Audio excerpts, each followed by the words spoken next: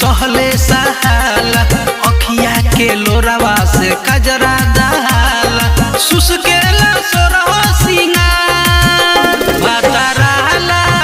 सखी दुनु जो बनावा रोबता पुका फार भाताराला सखी दुनु जो बनावा रोबता पुका फार